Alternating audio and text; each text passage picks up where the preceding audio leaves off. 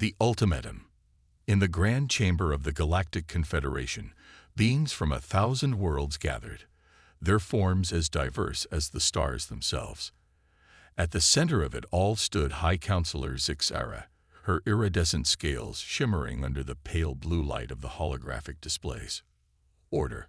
I call this emergency session to order. Zixara's voice resonated through the chamber, silencing the murmurs and whispers.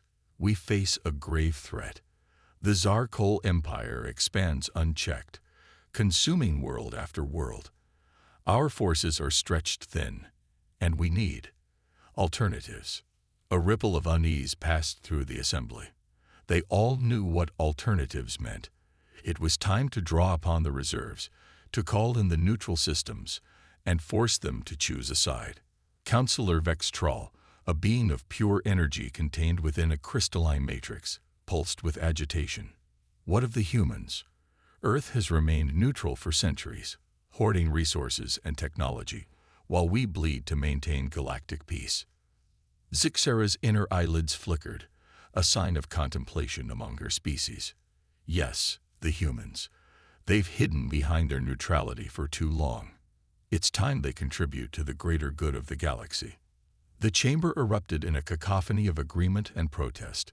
Earth was an enigma to many in the Confederation. They were known for their diplomacy, their trade, but little else. Some viewed them as cowards, others as cunning manipulators. Silence. Zixara's tail lashed, her patience wearing thin. We will send an ultimatum to Earth. They will join our war effort against the Zarkol, or face the consequences of opposing the Galactic Confederation. As the decision was made, none in the chamber could have predicted the chain of events they were about to set in motion.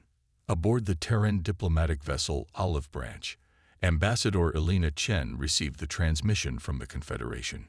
Her dark eyes narrowed as she read the ultimatum, a slight smile playing at the corners of her mouth. "Captain," she called out, her voice calm despite the gravity of the message. "Set course for Earth. It seems our time has finally come." The Olive Branch slipped into faster-than-light travel, carrying news that would change the course of galactic history. Back on Earth, in the hidden depths beneath the Mariana Trench, General Marcus Steele stood before a vast holographic display of the galaxy. Countless pinpoints of light represented known star systems, with the territories of the Confederation and the Zarkol Empire clearly delineated. "They've made their move, sir," his aide, Lieutenant Sarah Hawkins, reported. "The ultimatum has been delivered." Steele's weathered face remained impassive, but a glint of anticipation shone in his steel-gray eyes. After all these years of waiting, of preparing in secret, they finally give us the excuse we needed. He turned to face the room, filled with Earth's top military and political leaders. President Amara Okafor, her regal bearing befitting her position, stepped forward. "Ladies and gentlemen," she addressed the assembly, her voice rich with authority. "Operation Awakening is now in effect. May God have mercy on those who thought to threaten Earth." As the leaders of Earth set their long-laid plans into motion, the Galactic Confederation waited with bated breath for a response to their ultimatum. They expected fear, perhaps anger, or desperate pleas for negotiation. What they received instead was a simple three-word message that would echo through the annals of galactic history. "We accept. Prepare." In the Confederation chamber, Zixara read the message aloud, her voice tinged with confusion. "What does this mean?" "They accept, just like that." Vextral pulsed erratically, his crystalline form flickering with agitation. "It's a trick. It must be. The humans are trying to buy time, to negotiate from a position of strength." But Counselor Kraz, an ancient being whose species had long studied the patterns of history, felt a deep sense of foreboding. "No," he rasped, his voice like dry leaves in the wind. "I fear we have gravely misunderstood the humans. This is not the response of a species caught off guard. This is the response of one that has been waiting." As the Confederation leaders argued and speculated, humanity was already on the move. In shipyards hidden in the asteroids of the Orc cloud, Vast fleets that had been constructed in secret over centuries began to power up. In underground bases on Earth and its colonies, soldiers trained in combat techniques unknown to the rest of the galaxy donned advanced powered armor. And deep within a mountain on Mars, in a chamber known only to a select few, President Okafor stood before a device that held the power to reshape the very fabric of space-time. "Are you certain about this, Madam President?" General Steele asked, standing at her side. "Once we reveal our true capabilities, there's no going back. The galaxy will never see us the same way again." Okafor's gaze remained fixed on the device, its swirling energies reflecting in her eyes. "For centuries, we've watched the Confederation and the Zarkol Empire tear the galaxy apart with their wars. We've seen species enslaved, planets destroyed. We stayed neutral not out of cowardice, but because we weren't ready. Now we are." She placed her hand on the activation panel, and the device thrummed to life, its energy pulsing in sync with the beating of her heart. "The Confederation wanted to force our hand.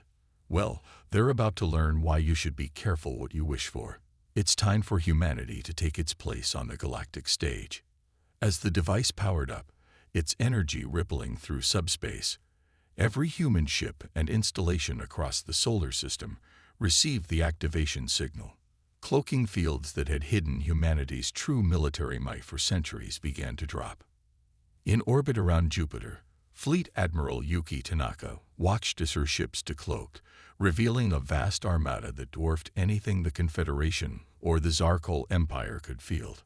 "All ships, this is Admiral Tanaka," she broadcasted to her fleet. "The time for hiding is over. Set course for the rendezvous point. Today, we show the galaxy what humanity is truly capable of." As Earth's fleets moved out, carrying with them weapons and technologies beyond the imagination of their would-be rulers, the rest of the galaxy remained blissfully unaware of the storm that was about to break upon them. In the Confederation chamber, Zixera and her fellow leaders continued to debate and plan, confident in their superiority, unaware that their ultimatum had not cowed humanity, but had instead awakened a sleeping giant. The stage was set. Humanity was on the move, and the galaxy would never be the same again. Preparations and revelations. The Galactic Confederation's Central Command buzzed with activity. Holographic displays flickered with real-time updates from across known space as the various member species scrambled to prepare for Earth's integration into their war effort. High Counselor Zixera stood at the center of it all, her scaled brow furrowed in concentration. "Report," she commanded, her gaze fixed on the tactical display, showing the region of space where Earth's forces were expected to rendezvous with the Confederation fleet. A Vorquin analyst, his tentacles dancing over a complex interface, responded. "High Counselor, we're detecting unusual energy signatures from the Sol system. They're unlike anything in our database." Zixera's inner eyelids flickered rapidly, a sign of growing concern. "Elaborate." "It's as if a veil is being lifted," the analyst continued, his voice tinged with awe. "We're suddenly picking up readings of massive structures in Earth's outer solar system. Shipyards, defense platforms, things that weren't there before." Counselor Vextrol pulsed forward, his crystalline form glowing with agitation. "Impossible. We've had the Sol system under constant surveillance for centuries. How could they hide such infrastructure?"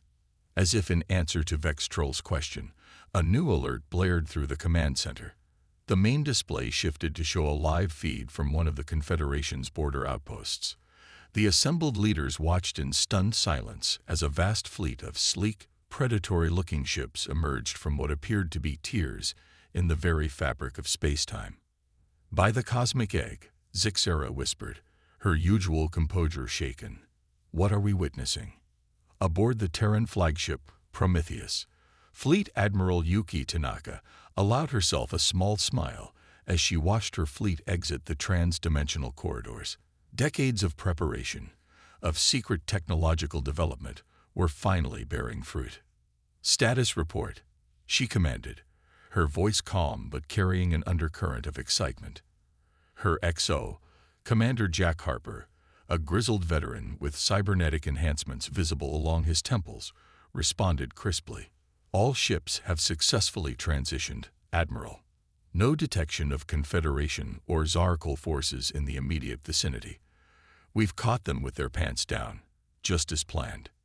Tanaka nodded, her dark eyes glinting with satisfaction. Excellent. Initiate Phase 2. Let's give our new allies a proper introduction to humanity's real capabilities. As the Terran fleet moved into formation, other ships began to emerge from their trans-dimensional jumps. These weren't warships, but massive factory ships, mobile shipyards, and resource extractors. Within hours, the previously empty sector of space was transforming into a bustling hub of human military and industrial might. Back in the Confederation Command Center, the atmosphere had shifted from confusion to outright panic. Reports were flooding in from across the galaxy, all telling the same story. Humanity had somehow managed to establish a presence far beyond their home system, all hidden from view until this moment. Counselor Kraz, his ancient voice raspy with emotion, addressed the stunned assembly. We have gravely underestimated the humans. They were never the backwards, isolated species we believed them to be. They were simply waiting, preparing. Zixara, struggling to maintain order, turned to her military advisors. What are we dealing with here? Give me specifics. The head of Confederation Intelligence, a shadowy figure known only as the Whisper, stepped forward. Its form seemed to shift and ripple, making it difficult to focus on. Our initial analysis suggests that human technology is significantly more advanced than we previously believed. Their ships appear to be capable of manipulating space-time itself for faster-than-light travel. Their weapons, the Whisper paused, as if reluctant to continue. Their weapons include directed energy weapons of unprecedented power and what appear to be gravity manipulation devices capable of tearing ships apart at a molecular level. A hush fell over the command center as the implications sank in. The humans weren't just joining the war effort. They were redefining the entire playing field. Meanwhile, on Earth, President Amara Okafor addressed the global population in a historic broadcast. Billions watched as their leader, standing before the gleaming spires of New Geneva, revealed the truth that had been hidden for so long. My fellow Terrans, she began, her voice strong and clear. For centuries, we have hidden our true strength from the galaxy. We have watched and waited as other species tore each other apart in endless wars. We developed in secret, pushing the boundaries of science and technology, all in preparation for this day. She paused, her gaze seeming to meet that of every viewer. The Galactic Confederation fought to bully us into their war. They believed us weak, unprepared. Today, we prove them wrong. Today, humanity steps out of the shadows and takes its rightful place among the stars. As Okafor's words echoed across Earth and its colonies, the reaction was one of overwhelming pride and determination. Humans had long known they were preparing for something big, even if the details had been classified. Now, with the truth revealed, a wave of excitement and purpose swept through the population. In shipyards and factories across the solar system, production kicked into high gear. Advanced AI systems, long hidden from the rest of the galaxy, coordinated a logistical dance of unprecedented scale. Raw materials from asteroid mines and gas giant harvesting operations flowed into manufacturing centers, emerging as state-of-the-art weapons and ships. On Mars, General Marcus Steele oversaw the deployment of the Terran Marine Corps. Soldiers in powered armor that could shrug off conventional energy weapons ran combat drills, their movements enhanced by neural interfaces that linked them directly to their suits and weapons. Remember, Steele addressed his troops, his voice gruff but filled with pride. We're not just fighting for Earth anymore. We're fighting to reshape the galaxy into something better. The Confederation and the Zarkal have had their chance. Now it's our turn. As humanity's war machines sprang into action, the first diplomatic contacts between Terran forces and the Confederation fleet were taking place. Admiral Tanaka, flanked by a team of diplomats and military advisors, stood on the bridge of the Prometheus, facing a holographic projection of High Counselor Zixara and her entourage. "Welcome, Admiral," Zixara began, struggling to keep her voice steady. "We appreciate Earth's prompt response to our call for aid." Tanaka's expression remained neutral, but there was a glint of amusement in her eyes. "Thank you, High Counselor. We're eager to assist in bringing this conflict with the Zarkol to a swift conclusion. Perhaps you'd like a demonstration of our capabilities." Before Zixara could respond, alarms blared across both Terran and Confederation networks. The Zarkol, somehow alerted to the gathering of forces, had launched a massive assault on a nearby Confederation world. Tanaka's expression hardened. "It seems the enemy has chosen to accelerate our timetable. High Counselor, with your permission, the Terran fleet will take point on this operation. It's time to show the Zarkol exactly what they're dealing with."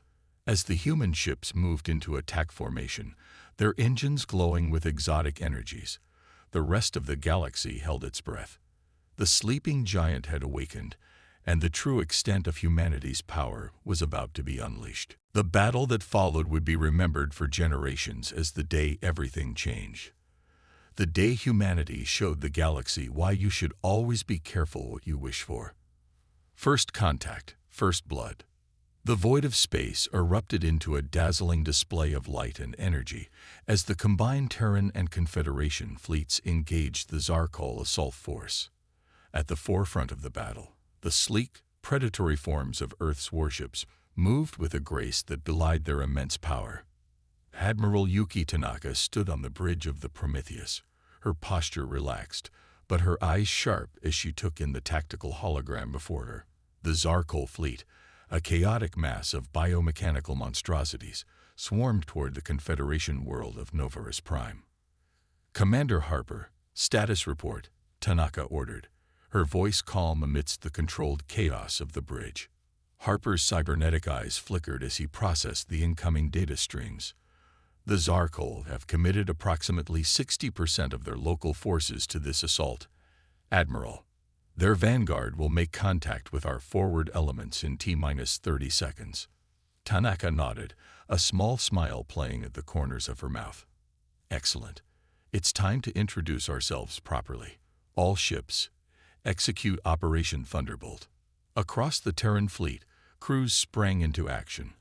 On the smaller, nimbler frigates, pilots linked their minds directly to their ships' neural interfaces, becoming one with their vessels.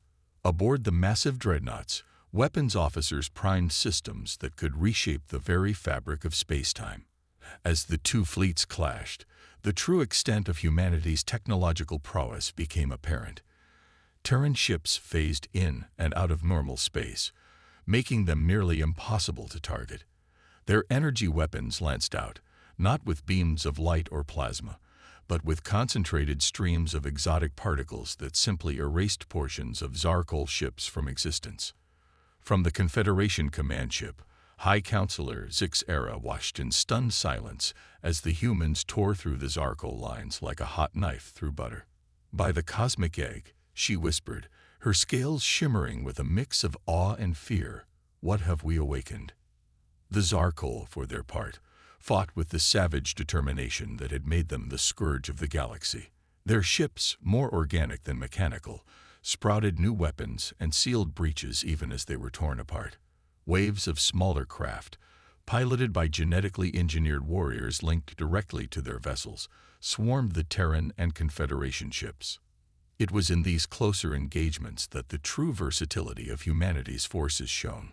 Terran Marines, clad in powered armor that made them walking tanks, launched from their ships in breaching pods. They smashed into Zarkol vessels, fighting hand-to-hand with creatures that were the stuff of nightmares. Sergeant Maria Chen, leader of Fireteam Echo, grunted as she smashed her powered fist through the chest cavity of a Zarkol warrior.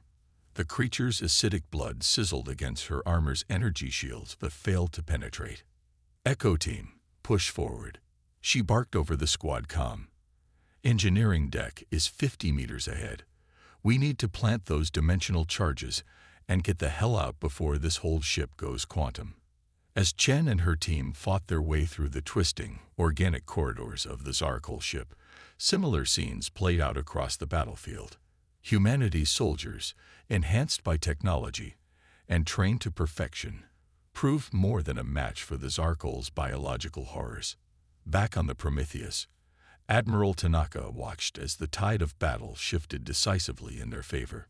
The Zarkul, for the first time in living memory, were in full retreat. "Admiral," Harper reported, a note of excitement creeping into his usually stoic voice, "the enemy fleet is breaking up. They're attempting to regroup at coordinates Delta 93. Tanaka's eyes narrowed. "Not if I have anything to say about it. Signal the Avalon. It's time to end this." At the rear of the Terran formation, a massive ship unlike any other began to move. The TFS Avalon, Earth's first and only dimensional rift generator, powered up its main systems. Energy readings spiked off the charts as the ship prepared to unleash a weapon that would change the face of warfare forever. "Avalon is in position, Admiral," Harper confirmed. "Awaiting your command." Tanaka took a deep breath, acutely aware of the weight of the moment. "Avalon, you are cleared to fire. Let's show these Xenos why you don't pick a fight with humanity." The space around the Avalon seemed to twist and warp as the ship channeled unimaginable energies. For a moment, all seemed still. Then, with a flash that momentarily outshone nearby stars, a rift opened in the fabric of space-time, directly in the path of the retreating Zarkul fleet. Ships caught in the rift's event horizon were torn apart, their component atoms scattered across multiple dimensions.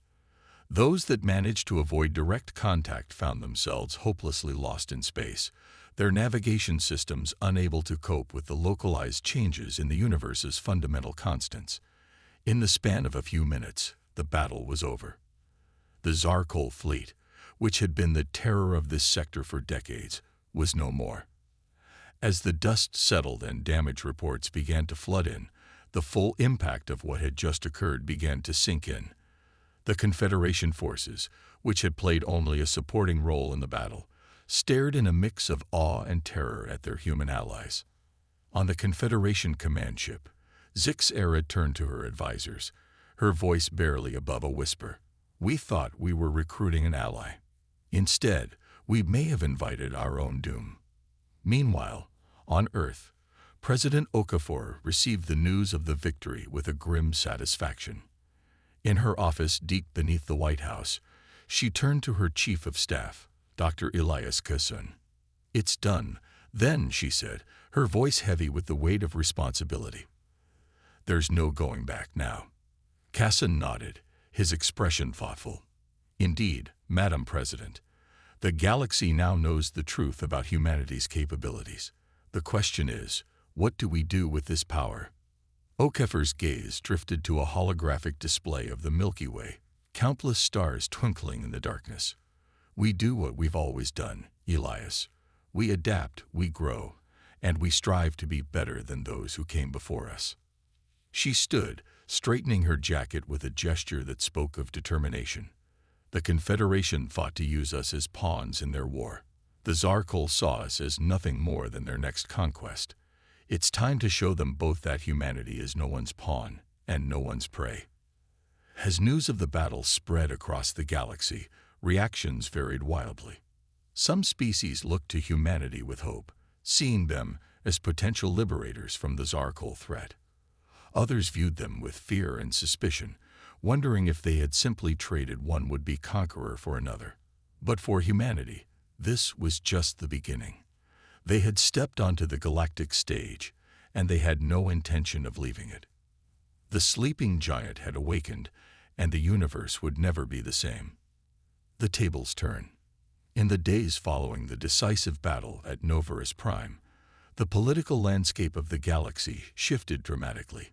The Galactic Confederation, once confident in its role as the dominant power, found itself grappling with a new reality, one where humanity held the technological and military edge. Admiral Yuki Tanaka stood before the hastily convened War Council, her crisp Terran uniform a stark contrast to the varied attire of the alien representatives. The chamber, located on a neutral space station at the fringes of Confederation space, hummed with tension. "Ladies, gentlemen, and distinguished beings," Tanaka began, her voice carrying easily across the room. "The Zarkul threat is far from over. While we've dealt them a significant blow, our intelligence suggests they're regrouping for a major counteroffensive." High Counselor Zixara, her scales dulled with stress, leaned forward. "And what do you propose, Admiral? Your forces have certainly proven effective." Tanaka allowed herself a small smile at the understatement. "What I propose, High Counselor, is a unified command structure, with Earth taking the lead." The chamber erupted into chaos. Various species shouted protests, some in languages that defy translation. Zixara's tail lashed in agitation, a clear sign of her distress. "Silence." The booming voice cut through the din like a knife. All eyes turned to Counselor Kraz, the ancient being rarely raising his voice. "We would do well to listen. The humans have shown not only their strength but their tactical acumen. Perhaps it is time we set aside our pride and learn." As the commotion settled, Tanaka activated a holographic display in the center of the chamber. A detailed map of known space materialized, with Zarkul territories highlighted in an ominous red. "Our analysis of Zarkul communication patterns and fleet movements suggests they're massing here, in the Crimson Nebula," Tanaka explained, zooming in on a turbulent region of space. "We believe this is the location of one of their primary cloning facilities. If we can strike it, we can cripple their ability to replenish their forces." The alien representatives murmured among themselves, clearly impressed by the depth of human intelligence gathering. Vextrol, his crystalline form pulsing with curiosity, spoke up. "And how do you propose we penetrate their defenses? The Crimson Nebula is a natural fortress." Tanaka's eyes gleamed. "With this," she gestured, and the hologram shifted to display a sleek, almost predatory-looking ship. The Shadowblade, a prototype stealth vessel capable of bending light and other electromagnetic radiation around itself. Essentially, it's invisible to all known forms of detection. The chamber fell silent as the implications sank in. Such technology would revolutionize warfare, espionage, everything. Zixara, her voice strained, asked the question on everyone's mind. "How long have you had this capability?" "Long enough," Tanaka replied simply. "Now shall we discuss the battle plan?" As the War Council debated strategy, events were unfolding across the galaxy that would further complicate the already volatile situation.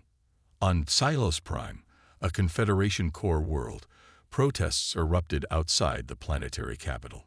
Citizens of various species, united in their fear and anger, demanded answers.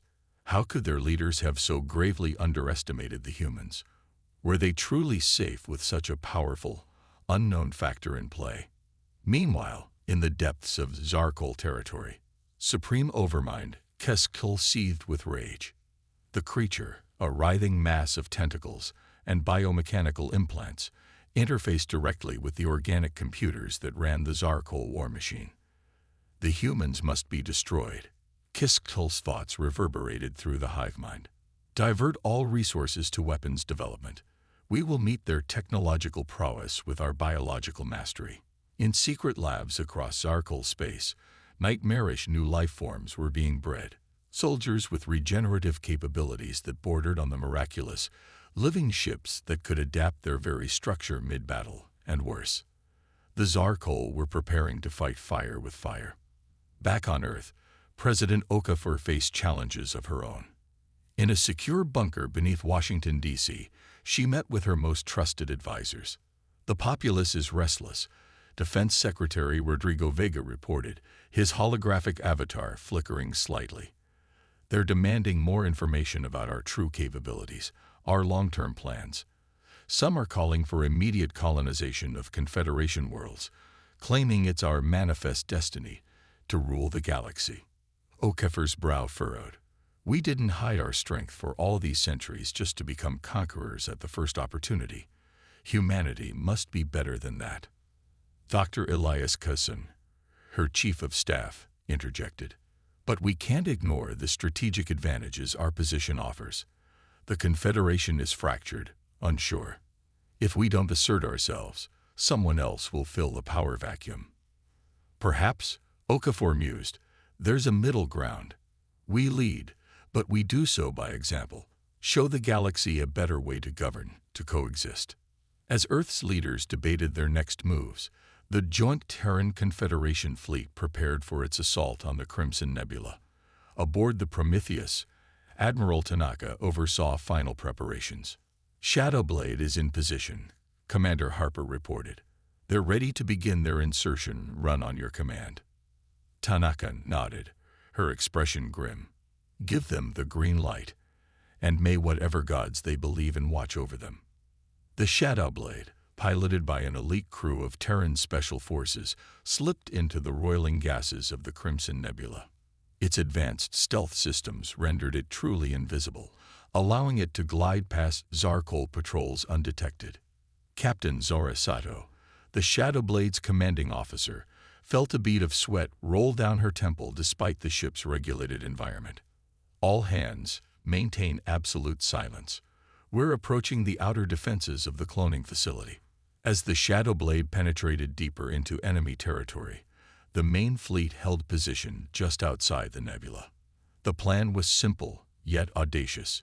The Shadowblade would infiltrate the facility, plant dimensional charges similar to those used in the previous battle, then trigger them remotely. The resulting space-time disruption would tear the facility apart from the inside, and the fleet would move in to mop up any survivors. Hours passed in tense silence. Then, suddenly, alarms blared across the fleet. Multiple Zarkol signatures detected. Harper shouted, "They're not coming from the nebula. They're behind us." Tanaka's eyes widened in shock.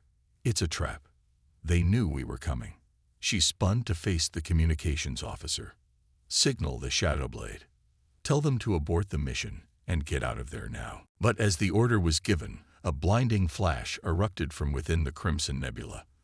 The Shadowblade, whether acting on its own initiative or forced by circumstances, had triggered its charges. The nebula itself seemed to scream as space-time warped and tore. The Zarkol cloning facility, along with a significant portion of their fleet, vanished in an instant.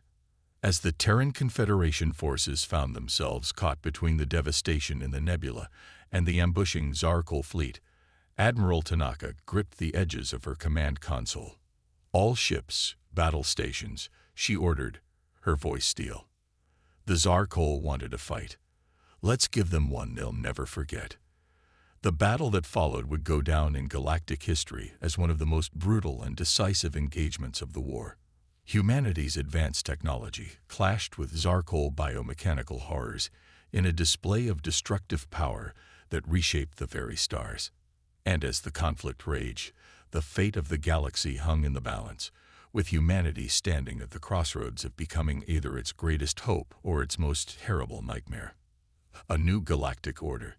The Battle of the Crimson Nebula had raged for days, warping the very fabric of space-time and leaving a scar across the galaxy it would be visible for millennia. As the dust settled and the remnants of shattered fleets drifted in the void, a new reality began to take shape.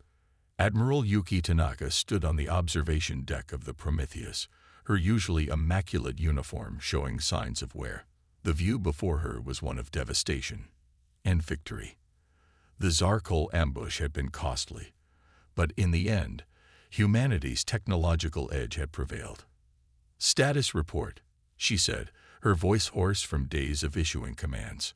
Commander Harper, his cybernetic implants glowing faintly in the dim light, responded. "The Zarkol fleet is in full retreat. Admiral, we've detected massive energy signatures from their home systems.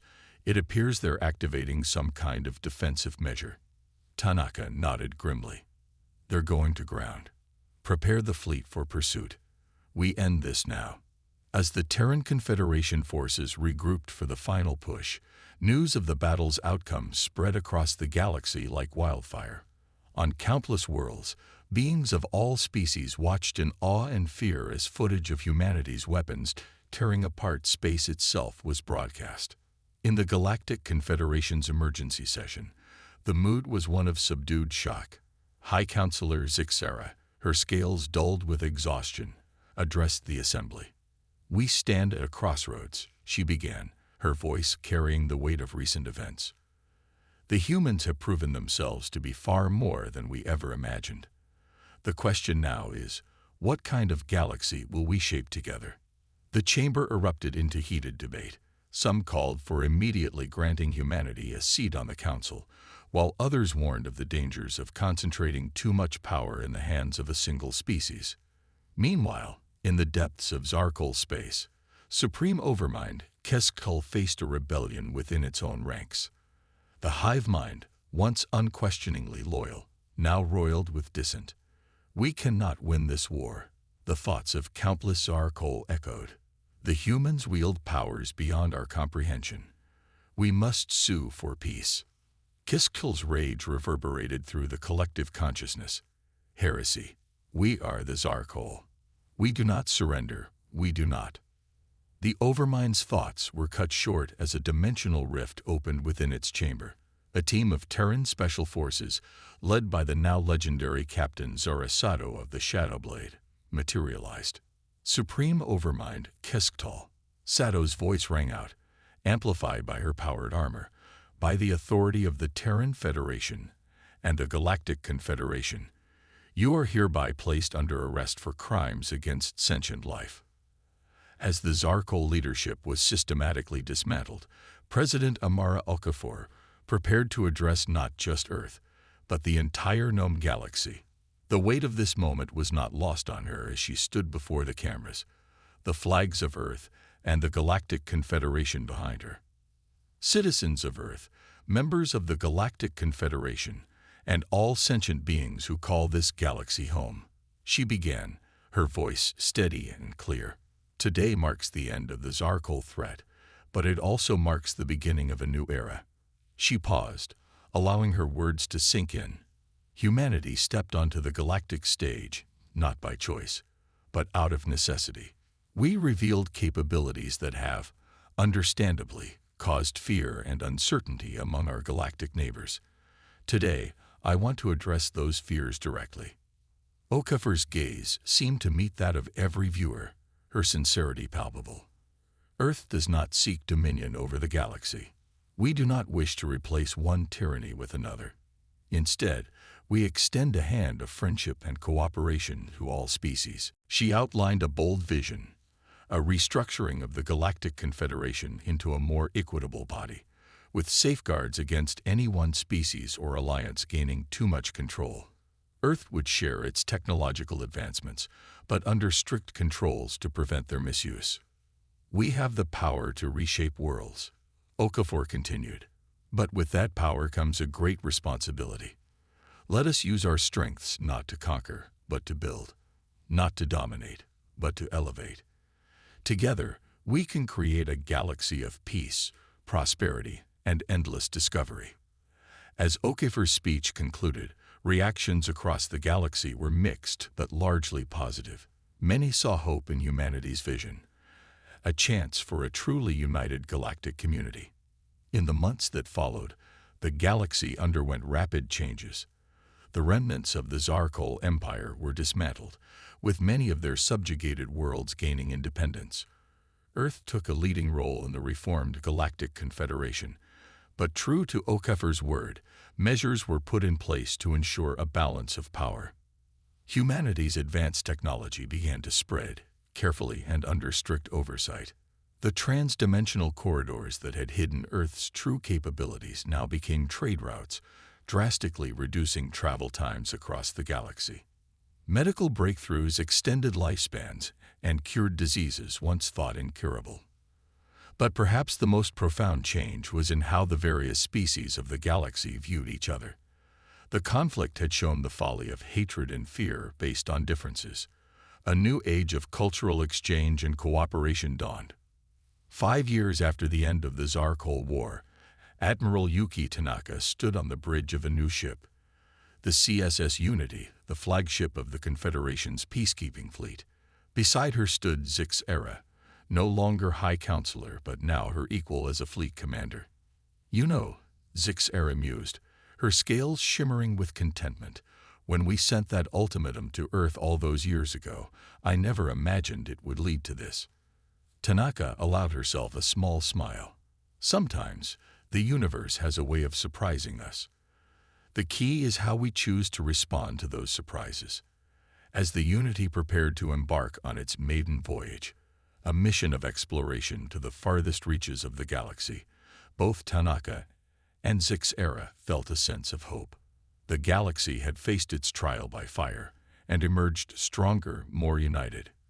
Humanity had awakened, stepped onto the galactic stage, and in doing so, had helped forge a new destiny for all sentient beings. The future, with all its challenges and opportunities, awaited. And as the Unity's engines flared to life, carrying representatives of a dozen species into the unknown, one thing was certain: whatever the universe had in store, they would face it together. The end, and a new beginning.